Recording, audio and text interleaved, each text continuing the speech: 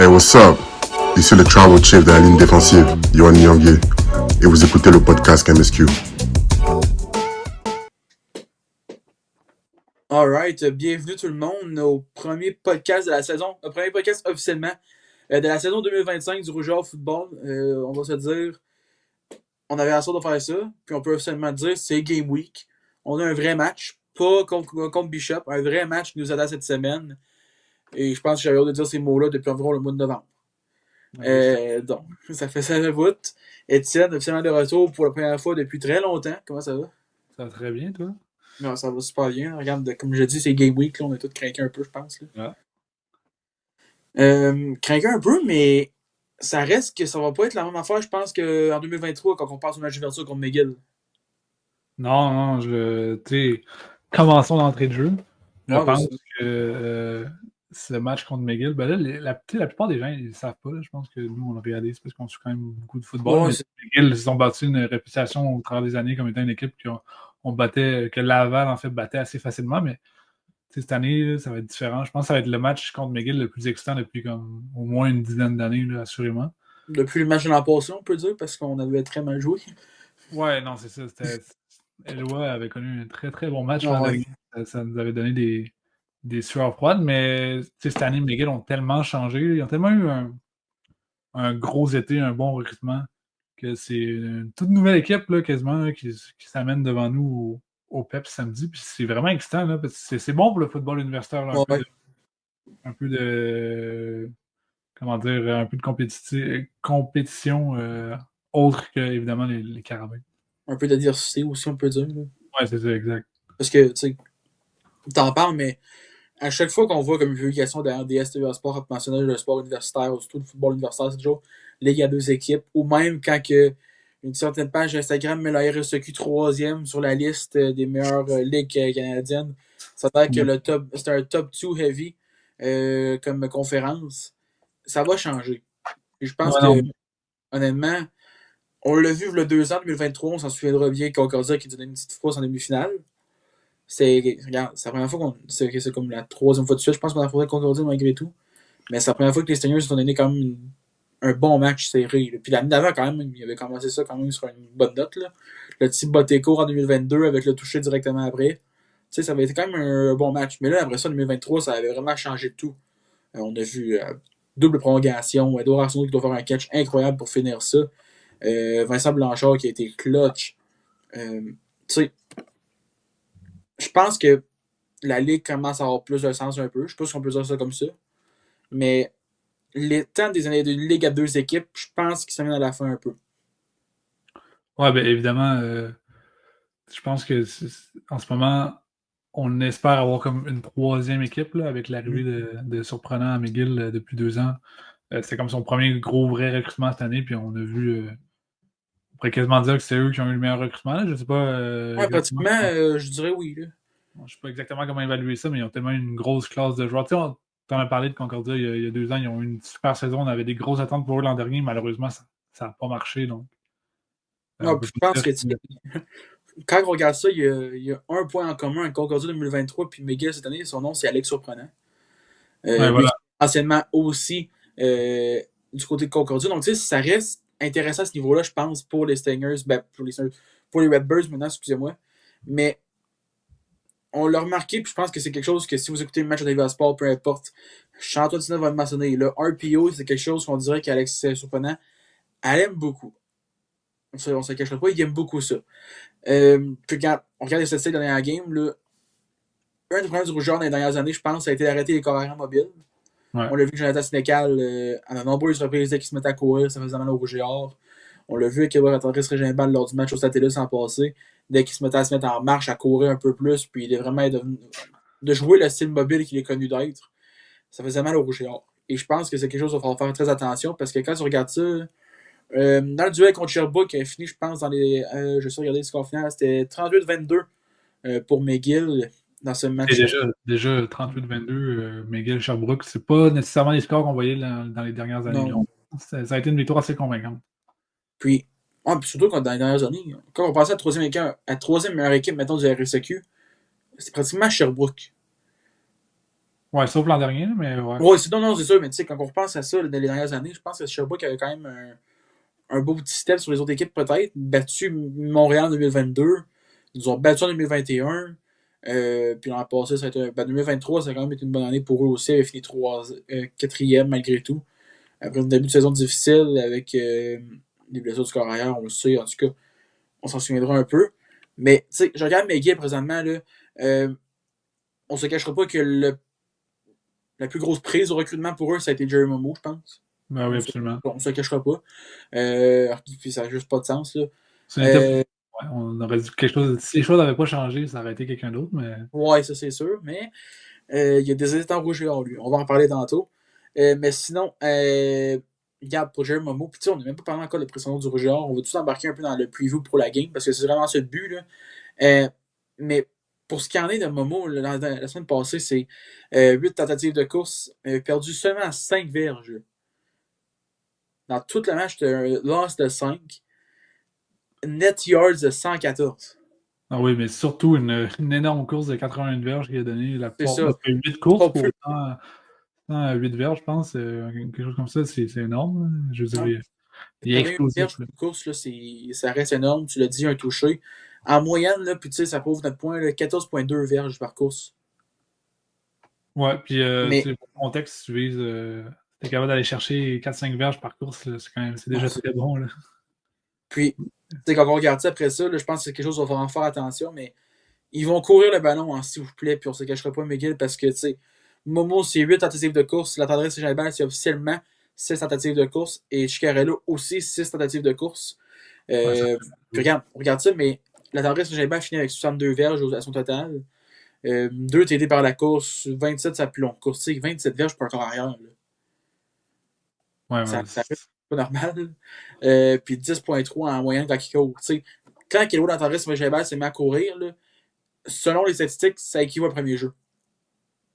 Et un voilà. peu plus. T'sais, Voilà. ça marche, ça surprend. Et après ça, tu as Chicarello, qu'on sait est quand même un très bon porteur de ballon.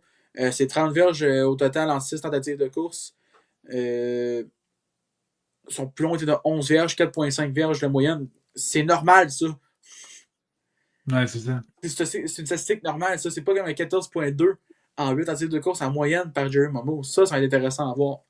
Et après ça, par la passe, l'adresse de Gébal avait été incroyable. 18 en 33 pour 327 verges. Une passe de 42 verges pour un touché, je pense, en plus. Ouais, ben, Eloi, c'est. Quant à moi, je pense que tu vas être d'accord, là, mais pour moi, c'est le meilleur carrière au Québec, là, assurément, niveau talent. On n'enlève rien à Arnaud, on l'adore Arnaud, mais oui, Eloi est pour moi le meilleur carrière au Québec, là, ça c'est pratiquement sûr. Là. Il s'en va, à mon avis, il commence favori là, pour remporter. On est très loin, là, on a un match en plus, mais pour remporter le titre de joueur le plus utile au Québec, là, je pense que ça va être une grosse année avec lui. Il y a un excellent receveur en Simmons, puis tellement bon pour courir. Là, puis je pense que ça va être. J'ai hâte de voir samedi, là, mais on va tenter du côté du rougeur de le contenir le plus possible, ce qui n'a pas été réussi tellement l'an dernier. Non. Puis regarde, on parle des statistiques, mais la tendresse Gébal, c'est 18 en 33, puis je pense que si on regarde du côté d'Arnaud Desjardins, excusez-moi, Desjardins va peut-être pas avoir 327 verges avec une passe de 42 verges, etc., on le sait, mais il va contrôler la game. Puis Ouais. il va finir avec 80% d'efficacité, on l'a vu l'an passé. Si on retrouve l'Arnaud Desjardins de l'an passé et non celui de 2023, ce qu'on n'espère pas revoir, parce que ça fait mal quand même à regarder. Puis on espère pour Arnaud surtout de ne pas revoir ça, parce que, tu sais, pour un carrière de 5e année, de finir avec une saison difficile comme ça dans son parcours universitaire, ça serait plate. Mais ce que je peux dire, honnêtement, là, après avoir été des pratiques du Rouge et Or, là, quand tu regardes toutes les carrières avoir des reps, là, Arnaud Desjardins avait l'air très solide avec son équipe. Puis, si on en repense un peu au match contre Bishops, oui, il n'a pas amené l'équipe dans la zone début, mais même là, on sait que ça amené l'équipe dans la zone début, on gagne des matchs pareils. Mais c'est sûr que quand tu repasses du meilleur carrière de l'équipe présentement dans le match préparatoire, ça a été de loin Victor Charland. Mais la confiance d'Arnaud Desjardins. Ouais.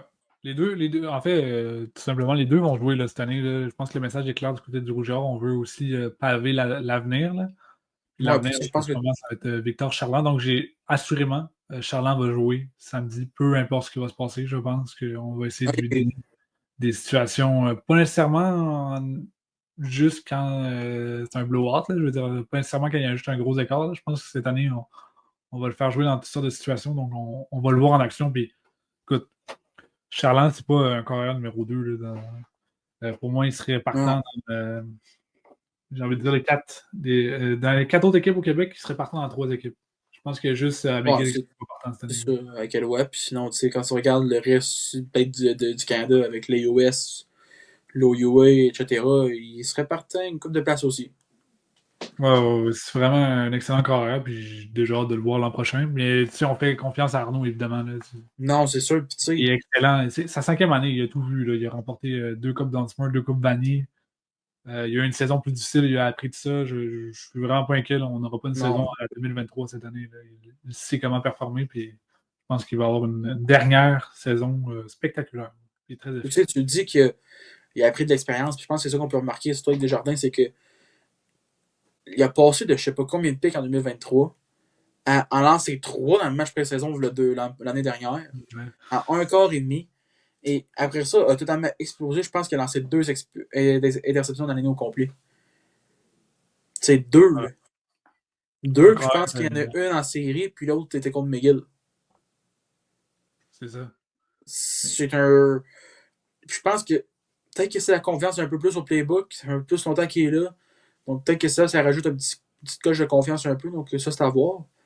Mais ce que j'ai hâte de voir, moi, pour le Rouge et Or, c'est au niveau des receveurs.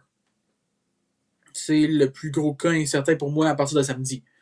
Parce que pour le reste de la saison, si tout le monde est en santé, il n'y a pas de cas incertain pendant tout. On a de la profondeur en s'il vous plaît. Non, c'est assez. Ben, je vais le dire, c'est quand même ridicule le nombre de talents qu'il y a sur non, c'est ça, vas-y. le de Laval. Là, je veux dire, Arnaud Desjardins a énormément de cibles cette année. Là. Moi, puis tu sais, si je vais top de ma tête, celui-là qu'on peut penser, puis ça, c'est sans dire qui va jouer samedi. Tu sais, sans doute, Olivier Cole, on le sait qu'il a été très très bon. Entrevue avec lui, disponible plutôt, c'est parfou. L'entrevue est disponible partout si vous voulez écouter ça. By the way, Olivier Cole, très bonne entrevue. Mais tu sais, Olivier Cole, Guillaume Cochon, je repense à Nathan Lacasse qui a fait un beau travail l'an passé. Moi, j'ai bien aimé ce qu'on a pu voir de lui dans les matchs. Peut-être dans des blowouts, oui, mais quand il y a eu des blessés, il a show up puis il a fait un bon travail. On le sait qu'après ça, le gros morceau du recrutement qui est venu très tard, c'est là Nathan Carignan. Puis là, on va rejaser un peu. Malheureusement, il ne peut pas jouer jusqu'à encore peut-être 2 ou 3 semaines encore. Là, et lui, de ce qu'on avait entendu. S'il fait un retour au jeu, j'ai l'impression que ce sera contre les Carabins encore. Ouais, au septembre, de ce qu'on avait compris, ça devrait être ça. Là. Ouais. Mais tu sais, j'en passe, mais la profondeur du rougeur est impressionnante. Puis ça, c'est sans mentionner des gars qu'on n'a pas encore vus de la clause de recrutement de, mettons, 2024. Puis je repense surtout à des Noah Smallwood que je trouve a fait un très beau travail lors du match en concours. Là. Ça libère beaucoup, beaucoup de stress un peu, je pense, sur le fait d'avoir encore une fois, l'an passé, on se rappelait avant la saison, on était genre qui va remplacer Mittal, qui va être le receveur numéro 1, puis finalement, on n'a pas. On est allé avec un collectif, puis ça a très bien fait. On sait que. Ouais. Surtout qu'en début de saison. Ouais, ok, oui. Je suis d'accord que Olivier Cole a été excellent, là, mais ça, on n'y enlève rien. Oui, vraiment, là, mais le groupe de receveurs au complet fait du beau travail. Puis, tu sais, j'ai totalement oublié de nommer parce que c'est même pas un receveur en fait, là, mais Émeric Boutin, là. Ouais, je m'attends à une grosse saison d'Émeric Boutin, moi. Oh oui, ben c'était sa saison recrue, là, si je ne m'abuse pas l'an dernier, je pense. Et peut-être recrue aux 2e année, je suis plus sûr, mais. Sérieux, ça va être le fun à regarder. Là. Puis c'est pas juste qu'il est bon, là, il y a un tabarouette de bon potentiel. Là, avec ce gabarit-là, puis qui bouge bien comme ça. Je m'attends à une grosse saison de sa part. Ouais, puis tu sais, je pense que c'est pas juste. C'est pas juste le gabarit, tout ça, mais c'est un deep threat en même temps. Numéro 87 en plus, ça ne ment pas. Non. Mais je pense que peut-être que ça aide et tout que ton coach de Thailand soit un gars qui a gagné un Super Bowl avec un certain Tom Brady. On dit ça juste comme ça. Donc, en tout cas, hâte de voir, mais déjà là, pour commencer samedi, si tout va bien, un one-two punch de Cole Boutin, là, ça peut être très impressionnant à regarder. Puis après ça, regarde. Samedi, si on regarde ça, en fait, il y a 2 receveurs là, qui devraient être partants cette année, qui ne seront pas en uniforme samedi normalement. Là. Carignan, on le sait, il s'est blessé au printemps. Il s'est fait opérer, il devrait revenir d'ici 3 semaines. Puis je crois. Guillaume Cochon, effectivement, qui s'est blessé aussi. Lui, je ne sais pas quand il va revenir, mais je pense que c'est les deux qui seront probablement absents. Donc, on va voir qui? On va voir Gaillardès. Ben oui, hey, je reviens pas que j'ai oublié Gaillardès. Oh Ben my oui. god, pour le cerveau, excuse-moi. Énorme. En fait, Gaillardès, j'ai oublié un gros nom, là. C'est ça, il a connu une énorme saison en 2023. L'an dernier, il a bien fait, pas aussi grosse saison, mais je pense que c'était une affaire de genre. Puis tu sais, il y avait tellement d'autres cibles un peu partout que. c'est tellement une bonne option en plus à utiliser. Là. Et puis, ça, c'est tout. Parce que t'as première option, deuxième option, troisième option, après ça, dépanneur en running back, il n'y a aucun stress là. C'est quoi, tu peux regarder, là, mettons qu'on se dit samedi, le Desjardins, il fait quoi? Regarde court, regarde Gaillardès, regarde Boutin, après ça, qu'est-ce qu'il fait? Boum, le donne à Mathieu Roy, il va courir une course de 10 vierges. Voilà. Il n'y en a pas de problème à l'offensive réellement du Rouge et Or si tout le monde reste en santé. Puis je pense, puis tu sais, même là, on a de la profondeur en running back aussi. Là. Oui, je suis d'accord. Tu sais, à chaque année, c'est genre le sujet le plus difficile à aborder habituellement, là, mais là, ça a l'air... les porteurs de ballon chez le Rouge et Or, c'est jamais vraiment il n'y a jamais vraiment une grosse vedette là, comparativement. C'est tout le temps été un travail collectif partout dans toutes les positions, mais je veux dire, il n'y a jamais vraiment une énorme vedette chez les porteurs de ballon, mais c'est tout le temps un bon groupe. Puis je pense que c'est encore ça cette année. Si on les nomme, là, il y en a 4 principaux, là, je crois bien. Tu sais, ça serait Mathieu Roy, Angel Vital, Alex Duff, puis Sean Valentine. Exactement. Ouais, puis, regarde, Duff, c'est un gars qui a de l'expérience, puis présentement, il est 3e sur le chart, on dirait. Malgré que t'as dit le ballon, il va courir, puis moi, j'ai zéro peur de donner le ballon à Alex Duff. Là. Non. C'est un gars rapide, agile, on l'a vu dans les dernières années, il a été excellent. Après ça, Sean Valentine a connu une saison haut et bas l'an passé. On se souvient qu'honnêtement, ça allait très bien à Sherbrooke jusqu'au fumble. Après ça, malheureusement, on l'a plus vu de la saison. Ouais, mais ça, malheureusement, c'est qu'il a fait des erreurs, je pense, dans les dernières saisons. C'est ça. Mais après ça, là, tu sais, justement, mais au match hors concours, je pense que ça a été de loin le meilleur running back de l'équipe. Oui, c'était le Sean Valentine 2023 qu'on aimait voir quand il était habillé et quand il pouvait jouer. Parce qu'il était explosif et qu'il touchait le ballon. C'était les longues verges après les plaqués. Il se trouvait des chemins. Ça a été vraiment le Sean Valentine 2023 qu'on s'ennuyait de voir. Donc, regarde, si lui en plus peut être en santé, ça libère plein d'options pour Justin Etienne à l'offensive, sérieux. Ben, c'est ça, vraiment. J'ai hâte de voir s'il va être habillé samedi. Là. Je pense qu'il va toucher du terrain cette année, mais s'il joue sans faire d'erreur, mettons, moins que les dernières années, c'est vraiment un joueur explosif, là, très, très athlétique. Là, il est impressionnant à voir. Là, à chaque fois, à chaque année, il y a des highlights. Là, je veux dire, il y a tout le temps un gros toucher quelque part qui se fait. Non, c'est sûr, mais hey, on parle de gars athlétiques, puis regarde, on est dans le mode un peu running puis mobile. Un joueur qu'on est content d'avoir un retour cette saison, ça va être Jeremy Ouellet.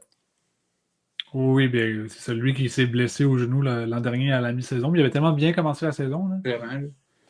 Puis tu sais, c'est pas juste bien commencé la saison, mais c'est bien commencé la saison dans son rôle qu'il avait.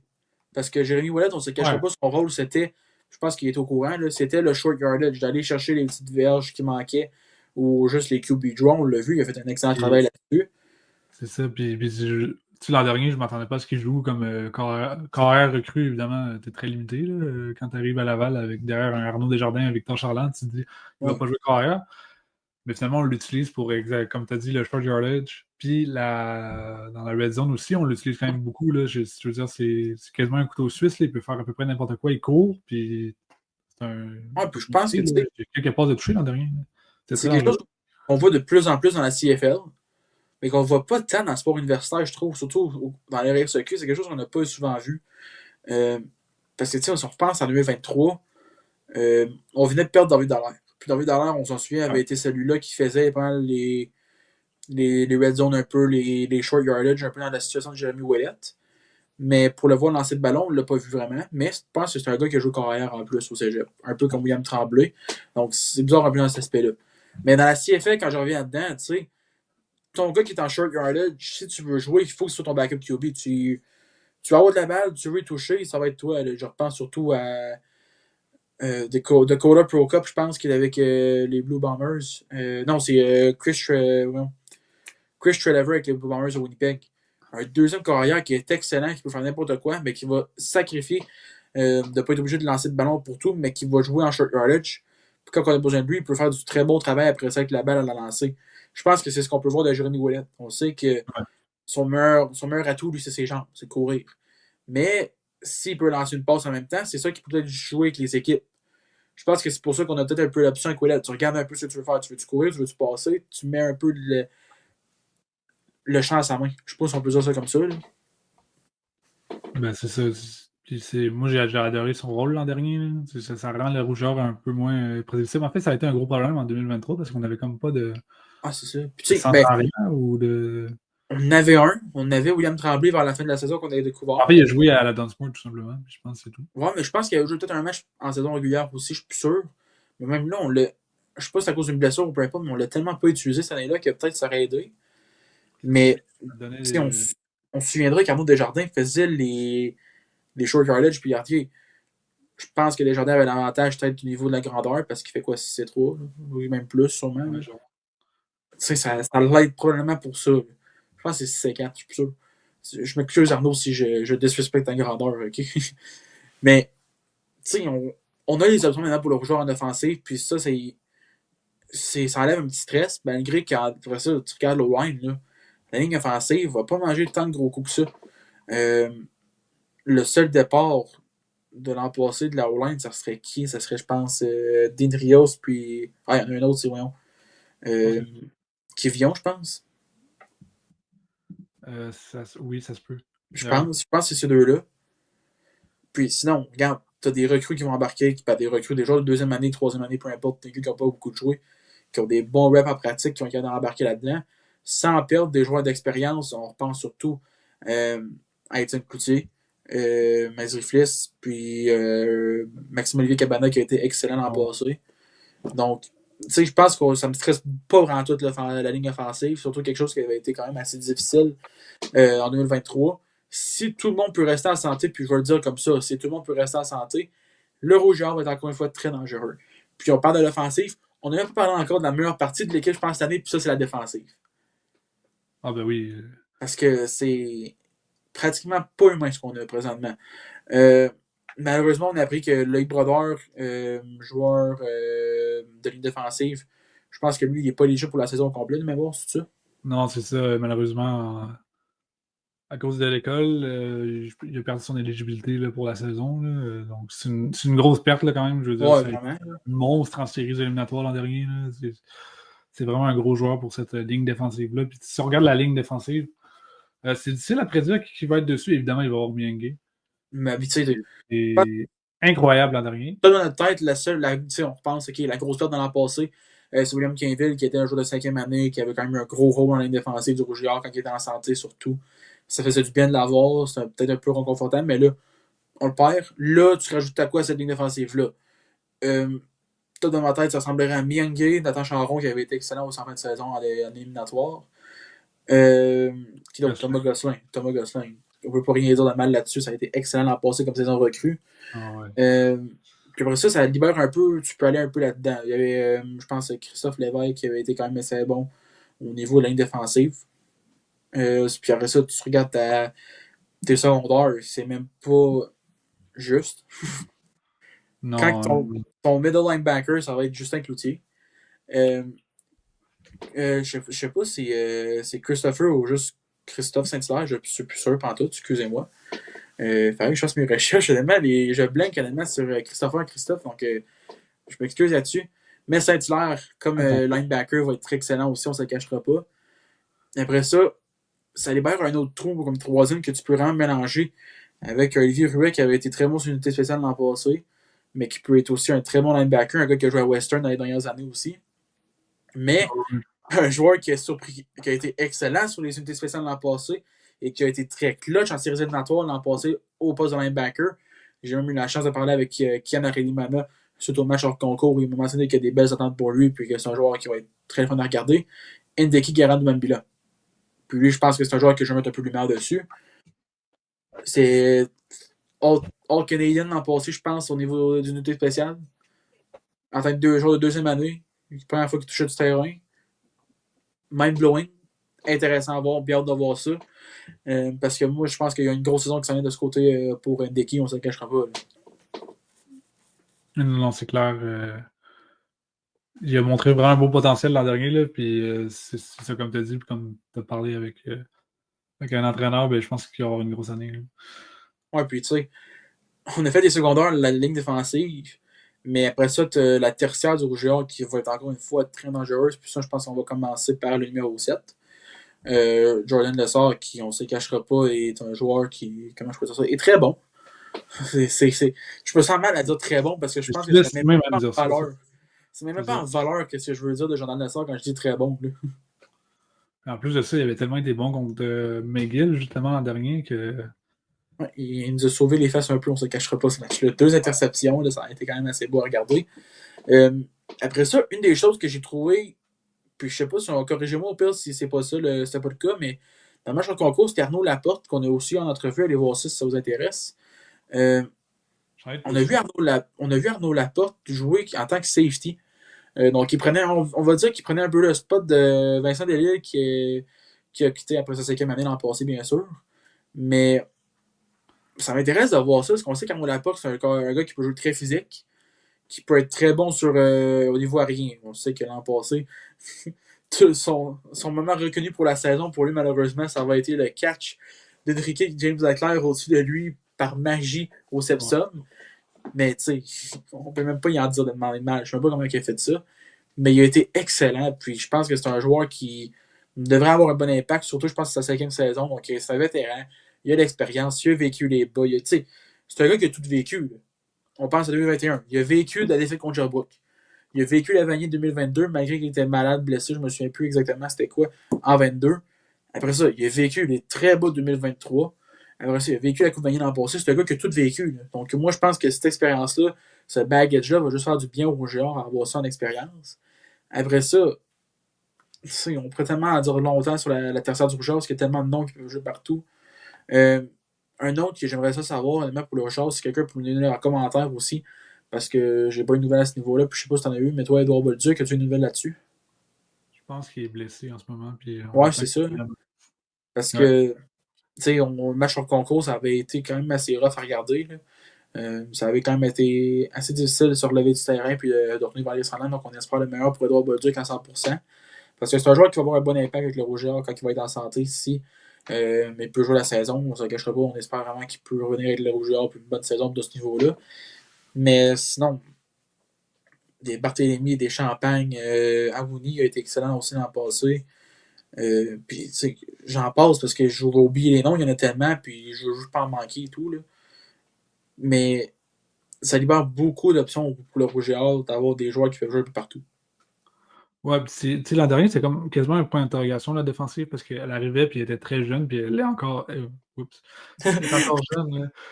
Elle est encore jeune, la défensive, mais particulièrement rapide. Là. Je pense que c'est Ouais. ce qu'on vantait énormément l'an dernier, c'est qu'elle est vraiment rapide. Les maraudeurs, les linebackers, puis tout. Sont excellents en couverture de passe, là, puis elle a excellé l'an dernier malgré la jeunesse. Là. On voyait tout le talent qu'il y avait, puis je pense qu'avec il y a eu très peu de départs en défensive, là, donc avec Ouais, une année d'expérience de plus, là, on peut s'attendre à ce que ça soit facilement une défensive top 3 au Canada, là, carrément. Là. Donc, encore une année avec des grosses attentes. Ouais, puis je pense que l'an passé, le hype sur la défensive était vraiment du niveau de Montréal. On s'en souvient que Montréal avait probablement la meilleure défensive en 2023. Oui, Ça a été incroyable à regarder. L'an passé, tu perdais presque personne. Puis finalement, ça a la défensive extrêmement jeune du Rouge qui a vraiment surpris tout le monde qui a excellé. Parce que ces joueurs-là sont bons pour encore, je sais pas, 3-4 ans. Oui, puis tu sais, Au compte cette saison, bien sûr. la défensive, je veux dire, leur dernière performance vraie, là, vrai match, c'était contre le MVP du Canada qui joue maintenant dans la Dans NFL. la NFL. Puis il avait, on peut le dire, là, lockdown complètement, là, je pense. Ouais, C'est vraiment. Là. impressionnant. Là. Je pense qu'il suit du nom du numéro 7 maintenant. Oui, oui, oui. Exact. On se le cachera pas, mais tu sais, c'est.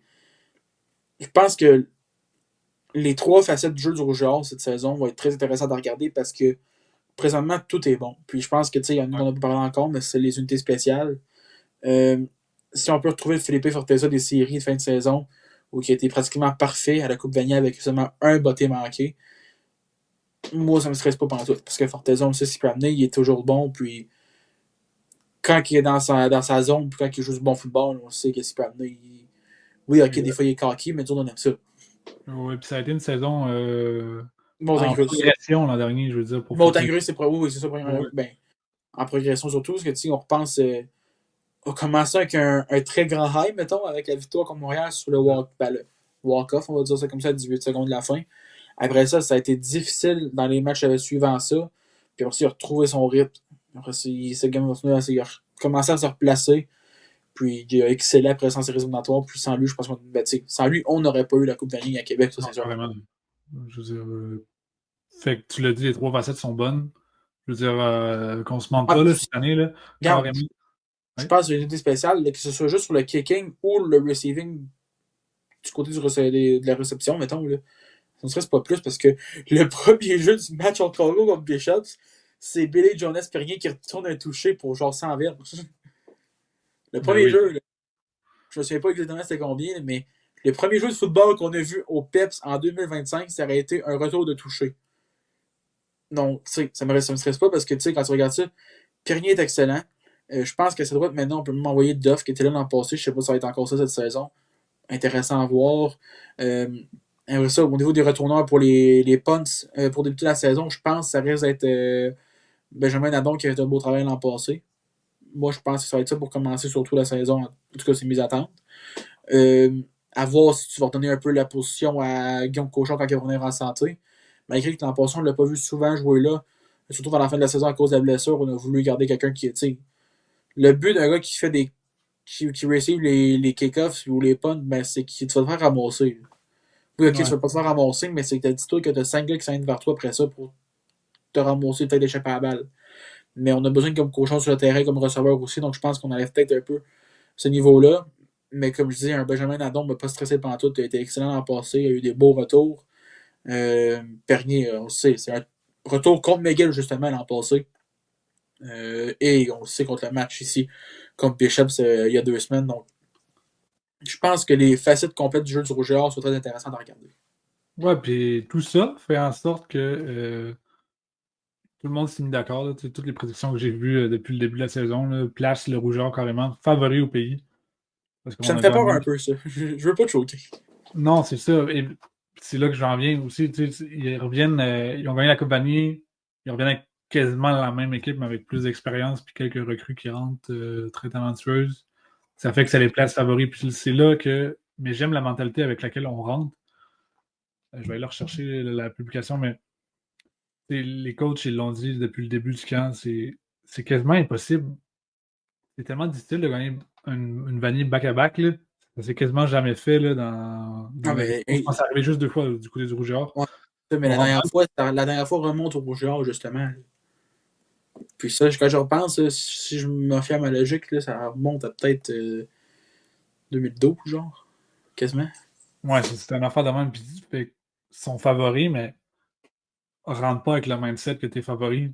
Non, c'est ça. Rentre avec. Aujourd'hui, là, on est lundi, là, je sais pas quand ça va être publié. Non, sûrement au cours de la semaine. Présentement, comme il dit, on entrait juste ça lundi, donc les 25 factibles. Moi, quand je dis que c'est Game Week, là, puis que j'ai hâte, il faut se dire qu'on attend encore 5 jours, nous autres. C'est ça, ils ont fait une publication, puis ils listent à peu près toutes les bonnes choses qui sont arrivées l'an dernier. Fiche de 11-1, 6-0 à domicile, meilleur défensif au Canada. Tout ça, c'est barré. Parce que tout prouvé à nouveau. Là. Je pense que c'est ça le slogan cette année, c'est on recommence à zéro, puis pour prouver qu'on est. Je la réponse à la question. Là, le dernier back-to-back de l'histoire de la Coupe Vanier, là, ça remonte à 2012-2013, puis c'était Laval qui avait gagné. 2012 contre McMaster au Rogers Center. Après ça, c'était en 2013, on s'en souviendra ici au Satellus contre Calgary, contre les Dinos, devant une foule, attention, de 18 543 personnes. On a hâte de reprendre l'an prochain. Ce serait le fun de reprendre l'an prochain. Ouais, c'est ça, exact. Puis, tu sais, évidemment, on place le Rougeur favori au Canada. C'est difficile à évaluer les équipes au Canada. Mais si on regarde au Québec, par contre, c'est quasiment une année de transition dans la RSEQ. Du côté de Sherbrooke, Sherbrooke, on les voit un peu comme l'équipe la plus faible au Québec. Là. Ils n'ont pas montré particulièrement quelque chose de spécial l'an dernier. Ils n'ont pas eu nécessairement un gros recrutement.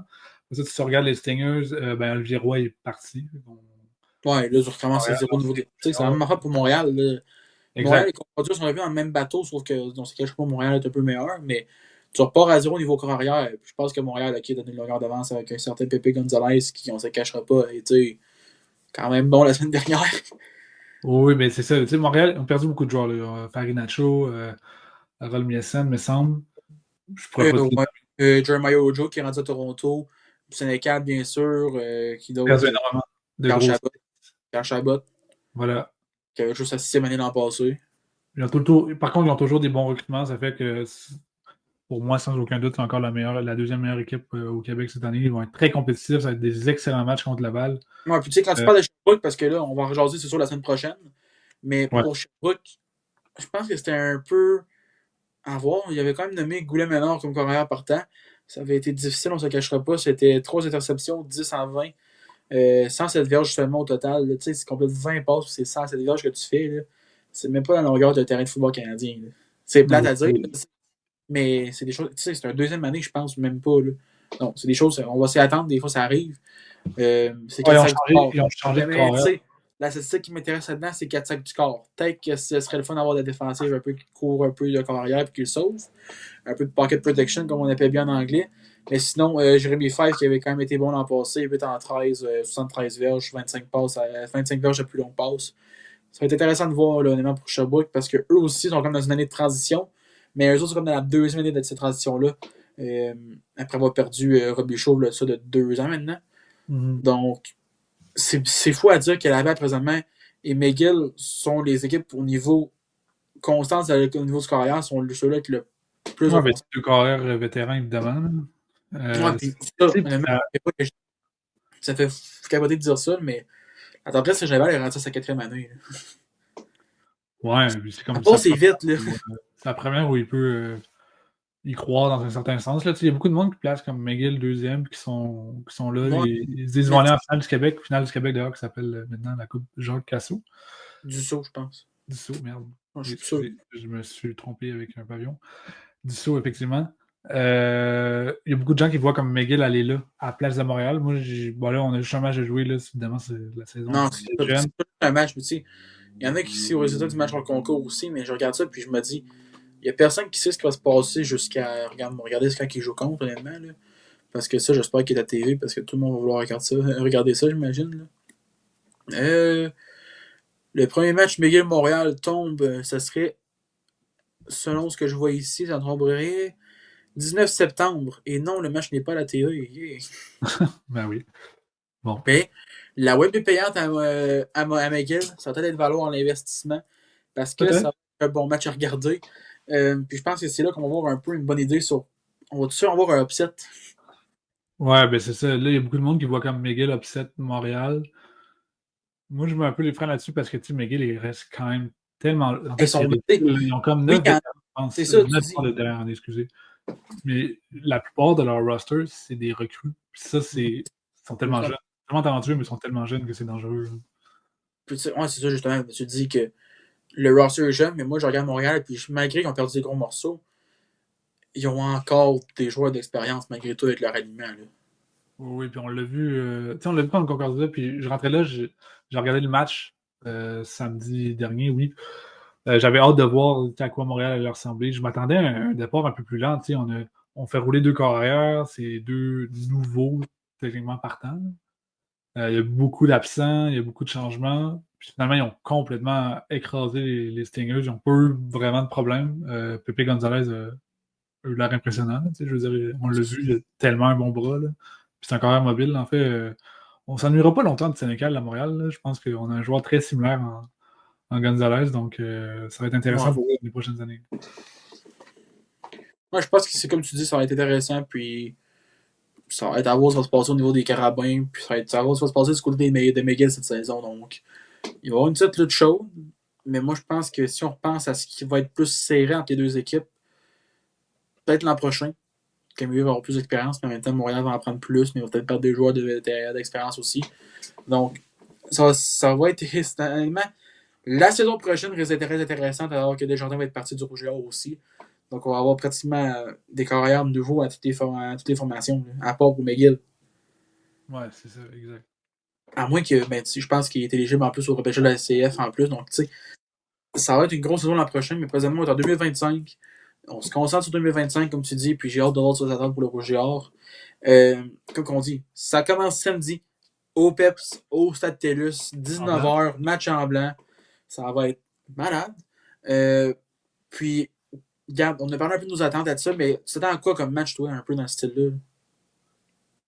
Mais j'ai pas envie de dire un match serré, mais je pense pas que ça va être particulièrement très serré. Là. Je pense qu'il va y avoir un écart assez important d'ici la fin, mais je pense que ça va être un match qui va peut-être commencer serré. Là, c'est deux très bonnes attaques, là, principalement. Je pense que le Rougeur, malgré. Ben, c'est sûr que le Rougeur a joué un seul match préparatoire à date. McGill, eux, ont joué 2 matchs depuis le début du camp, là, c'est-à-dire donc peut-être un peu plus de rythme. Je pense qu'ils vont commencer fort, puis ils vont déjà pouvoir menacer avec un aussi bon carrière, un aussi bon porteur de ballon, puis des receveurs très intéressants. Là. Je pense qu'ils vont réussir à marquer quand même des points. Là. Je m'attends à pas une vingtaine de points. Là. Je pense qu'on va se situer entre le 7 et le 14 points pour McGill. Mais le Rougeur, malgré qu'ils ont joué juste un match, puis que des fois au premier match de la saison, on le voit, c'est un peu plus difficile, là, partir le système, partir l'attaque.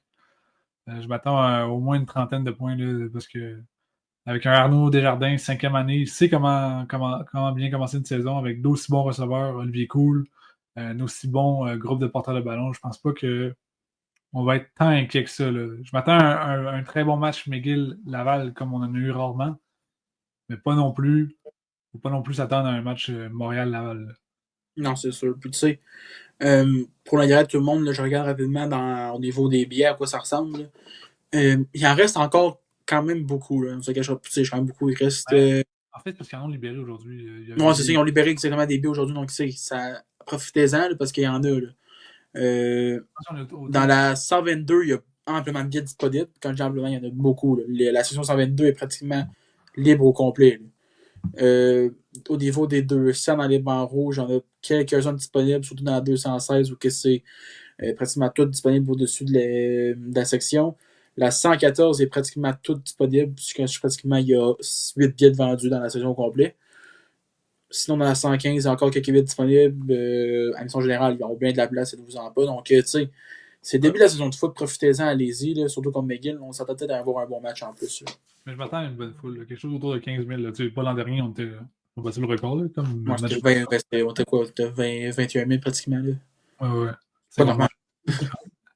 Il y avait du monde au Peps. Là. Ouais, puis c'est toujours le fun. Là. Venez en blanc, guys. Hein, genre. Ah non! Ça ne vient pas de la bonne façon. Là. C'est le fun de la flash, surtout dans la noirceur. Là. Le match de soir, là. Moi, j'ai le soir, on a juste un par saison. Donc. Oh, on va en avoir un autre dans quelques semaines. N'oublie pas ça. Oui, un à domicile par saison, c'est vrai. Ouais, c'est ça. On va en avoir 2 sur la route. Voilà. 2 sur la route. Ouais, McGill. Le match à McGill est à 19h le 10 octobre, je pense. Ah bon? On dit on en a 3 cette année. On le sait pas. Finalement, on est gâtés. Mais je pense que ça tombe genre sur le Senior Night à McGill, je pense. Donc c'est pour ça. Là. Puis habituellement, il y a toujours leur cérémonie, je pense. Je suis plus sûr. Là. Donc, okay, ouais. Mais regarde. On est extrait. On a hâte à samedi. Prédiction, comme je dis, prédiction, c'est tough à dire, honnêtement, pour un match de football, parce que tu sais pas ce qui peut arriver. Mais de mon côté, tu sais, tu dis. Moi, je m'attends un peu, tu te dis, McGill va sortir fort parce que McGill a plus de reps que nous autres.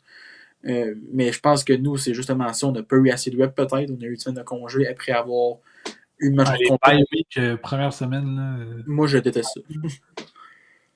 Donne-nous un bye week, genre à mi-saison, puis je vais être content, là, mais première semaine. Là, ouais, t'en as 2 dans l'année, mais tu sais, première semaine. C'est le pire pas ever, je trouve. Là. Il y en a, mais. So, honnêtement, j'ai une question en plus d'avoir un bye week la semaine après la dernière game de la saison. Oui, c'est bien ça. Parce que là, c'est parfait, tu l'as un playoff, t'as la paix. Mais malgré qu'on a tout autre aux séries, là, j'aime plus ça l'avoir après la 8e semaine, ou la 10 dans ce cas-là, je pense, que l'avoir en plein milieu, avant la première game. Ça coupe le hype de la saison dans ma tête. Là. Moi, on s'en va au match au Coro, on a hâte, et on se dit, bon, il faut attendre une semaine. En même temps, remarque que c'est bien pour les foules d'attendre un peu. Ouais. Une game à domicile le 20 août, c'est moins le fun, mais tu sais jamais à Laval de toute façon. Fait. Bon. Non, c'est ça, c'est pas clair, mais je pense que, tu sais, comme tu dis, je m'attends une grosse foule. On va-tu battre le record de l'an passé? Je penserais pas parce que je pense que le match en blanc le soir contre Montréal l'a joué. Est-ce qu'on va battre le record d'assistance de l'année? L'an dernier, on l'a battu. Non, c'est ça. On était 101 000, je pense, ça n'a aucun rapport. Là. Oui, c'est tellement. C'est trippant, là, je veux dire. Puis ils le font tellement bien, l'université. Là. Je veux dire, on a toujours eu des bonnes foules à Laval, mais quelque chose qui s'est tellement bien fait dans les dernières années, c'est. Les thématiques aident beaucoup. Là. les thématiques, mais je pense que c'est surtout les étudiants. Je veux dire, c'est du sport Ouais. universitaire. Comment tu fais pour avoir des bonnes foules? T'apportes les étudiants. Puis maintenant, il y a une section étudiante, c'est plein à chaque match. Les facultés invitent les étudiants, puis ça, c'est tellement le fun. Puis c'est ce qui se fait pas vraiment ailleurs, dans les autres universités. Honnêtement, j'ai vu qu'il y a quelqu'un de Bishop, puis honnêtement, à Bishop, ils sont vraiment. Je pense que l'université est comme fière un peu de l'équipe, on peut le dire comme ça, là, Ouais. mais je trouve que Bishop, c'en est une où c'est que c'est vraiment bien fait au niveau des étudiants et tout. Parce que, tu sais, si je repense à Montréal, le Carabin, là, puis ça, c'est sans enlever de. Oui, on partit des Carabins parce que vous êtes malade. C'est surtout des adultes, c'est moi, les étudiants, je trouve, qui sont là pour les matchs des Carabins. Je sais pas, t'en penses quoi, là? Mais il n'y a pas vraiment il y a pas de section étudiante, là, ce que je Non, cherche. Là. c'est ça. Puis, tu sais, c'est. Mais eux, c'est pas grave, parce que Pas leur, de leur chien, foule est là, grande. pour de vrai, un match des Carabins, moi, je pense à la foule, là, je pense à une foule d'hockey junior. Ouais, non, c'est ça. Je Ben oui, compare ça, là, je compare à ça un peu. Puis, tu sais, je parle pas du nouveau, comme. Je parle pas de la grosseur, là, je parle plus comme. Qu'est-ce qu'il y a dans les estrades, là, tu sais, niveau d'âge un peu. C'est plus un. Qu'est-ce qu'on a un peu plus famille et tout, là. C'est moins. Le party étudiant comme qu'on a à Laval où que le monde tailgate à partir de 6h le matin puis ils sont déjà chauds après 7h. mais Ce qui va être fou samedi parce que la game va être 12 heures plus tard. on s'est inspiré beaucoup des États-Unis, là, évidemment, de la Ouais. NCAA là, à Laval dans les dernières années, juste avec les traditions comme le whiteout, ça vient principalement de Penn State. Puis, tu sais, aux États-Unis, dans la NCAA, on fait des sections étudiantes, là, puis c'est ce qui permet à la NCAA d'être autant Avoir populaire, l'ambiance. c'est que les stades sont remplis d'étudiants. Je veux dire, c'est comme ça que tu as des bonnes foules, d'ailleurs. C'est comme ça que tu veux que le sport étudiant il grossisse. Ils prennent de l'importance parce qu'il y a des stades où c'est un peu plus vide. Puis on va pas se mentir, U-Sport ne font pas un très bon travail de ce côté-là. Non, Ça- honnêtement, s'il y avait une partie qui fait une bonne partie de ça, maintenant pour amener la visibilité au e-sport et au sport universitaire, surtout au foot, il faut venir notre chapeau à TVA Sport parce que les autres ils font un gros Ouais, travail là. Chantois de Sinotte, Denis Casavant et tout le monde qui est dans l'aventure de TVA Sport au niveau du foot. c'est ton préféré, oui, oui. Oui, GN, mon chouchou. Honnêtement, tu sais, ils font tellement un bon job pour ça. Puis je pense que ça a été parlé sur plein de médias sociaux qui parlent de sport universitaire. Il faudrait un college game day style à la TV peut-être une fois par fin de semaine. Puis je pense que ça rajouterait de la visibilité au niveau du sport, puis au foot surtout, parce que tu sais, c'est le foot le plus gros, ça ne cachera pas. Là. On essaie d'amener un peu l'aspect des States au Canada avec le sport, le foot universitaire. On sera jamais là, mais. Je pense que j'écoute l'entrevue de Chantoine Tinette avec sans restriction, pas sans restriction, voyons, sans stress, excusez-moi. Je me suis trompé de podcast avec le sang au début. Là. Il mentionne que c'est à quel point il trouve ça fou que tes codes d'écoute des fois sont à 100 000 ou quelques, en tout cas je dis ça comme ça, Oui, je me suis dit ça, pour du sport amateur universitaire. Là. les gens, ils chialent, OK, que c'est tout le temps Laval, Montréal, mais c'est tellement une grosse rivalité. Pour moi, c'est une grosse rivalité au Québec. Il n'y en a pas beaucoup. Ben, quasiment plus grosse rivalité au Canada si on se compare à la NHL, mettons. Oui, mais je pense que oui. Ouais, si Oui, on ok, a- je vais être d'accord, peut-être que certains vont me dire dans la CFL, il y en a quelques-unes, surtout je pense au Benjo Ball, et peut-être même, je dirais peut-être le Argos Ticats, peu importe. Ça, c'est intéressant. Mais je pense qu'il n'y a rien qui bat Montréal-Québec, sérieux. Oui, puis Montréal, Québec, tu sais, dans 2 semaines, ça va être au Sepsum. J'ai hâte d'aller. On va peut-être aller au Sepsum, on verra, mais j'ai hâte Ouais. d'y aller quand on y va. C'est le fun, là, tu sais, mais 5000 Ah, personnes. t'as aimé ça la dernière fois, hein, toi? Oh, ben, j'avoue que la dernière fois, ça n'a pas été tellement. La La dernière fois qu'il était là, folie, je t'ai dit que c'était 2023, on n'avait pas scoré de points. oh, oui, c'est ça, mais tu sais, c'est le fun. Il y a une excellente ambiance là-bas. Un petit stade Ouais. partout. Mais quand la game est à Laval, je veux dire, les codes d'écoute à la TV, comme tu as dit, Charles-Antoine en a parlé, c'est impressionnant là, comme code d'écoute. Puis le stade, incroyable. L'an dernier, à Laval, 21 000 personnes. Non, c'était. Je m'en Manifeste. rappellerai pas, là. Puis, Ouh, le fait que la game allait durer jusqu'à la 18e seconde, puis ça a été serré jusqu'à la 18e seconde, là, c'est ce qui a rendu ce match-là inoubliable. Puis je pense que je l'ai trop regardé sur YouTube maintenant que je ne veux même plus regarder ce match-là. Ouais. Je vais pareil le regarder une couple de fois. Maintenant qu'il n'y a plus l'archive du football, c'est juste Ouais, qu'est-ce qui se passe avec ça, là? Archer du football universitaire, puis ça recommencer à restarter. Je voulais faire un gros highlight reel de l'an passé avec genre un top 10, mettons, là, puis on n'a même pas qu'à de le faire à cause des autres. Non, Mais regarde, on revient là, puis je reviens un peu sur la game de samedi parce que c'est là-dessus qu'on va s'enligner au final. Là. Je m'attends à un bon match. Comme tu dis, McGill va sortir fort, mais je pense que quand on va avoir pris du rythme, Laval va avoir un avantage, je pense. Puis ouais, que ce soit que l'équipe est bonne avec un peu d'expérience, du depth, tout ça. l'aspect de la foule en blanc va peut-être juste aider parce qu'on va avoir du monde malade dans les estrades qui vont vouloir aider l'équipe et ils vont être Ah, craqués. hey, mon Dieu, hey, je suis prêt, là. Mais. Ouais, Écoute, la cloche avec, je l'ai accrochée, là, elle reste louche pour le début de saison. ma Cressel est là. Toi, ta Ouais. cloche à vache, moi, j'ai les deux. Bon. Ouais, Étienne, il est de même. Je nouvelle, là, je sais même pas comment c'est encore. Mais c'est ça, c'est tellement le fun, là. C'est tellement bruyant, là. C'est un talent intimidant, évidemment, à jouer, là. Mais Gill, il joue pas. Il joue Percival Molson, qui est le plus gros stade de foot au Québec, mais il n'y a pas beaucoup nécessairement de gens. Je pense que ça a grossi dans les dernières années, puis c'est le fun à voir, mais c'est toujours difficile de venir, évidemment, jouer au Stade TELUS. Ouais. Donc, on a hâte de voir ça, n'oubliez pas ça. Donc, encore, comme on a dit, il y a plein de billets disponibles sur le site du Roger Or. Puis sinon, regarde, match d'ouverture, samedi, 19h. Si vous voulez faire le tailgate, amusez-vous parce que soyez là très tôt si vous voulez avoir beaucoup de fun. On va dire ça comme ça, du fun pour les adultes. À l'époque, Caro, ben, tu le vois à chaque année, il y a du monde. Quand c'est la night game, Ah. je sors tout là quand c'est rendu la game. La section étudiante va perdre des numéros encore cette année, je le sais. Ouais, voilà. On va passer à 3 du score, puis on n'aura plus le 3, comme Ouais. le 2 ans. Donc, Ouais. ça va être le fun. Donc, comme c'est 19h samedi au Stade TELUS, McGill, Laval, ça va être immense, un gros match. On a voulu mettre un peu la table sur le match. On l'a fait en parlant surtout du l'année du Rouge et Or, qu'est-ce qu'on peut s'attendre là-dedans. Puis on a parlé quand même un peu du reste du RSEQ en vrai. Là. Donc, tu sais, ça va être intéressant à voir. On va essayer d'en faire un chaque semaine avant chaque match.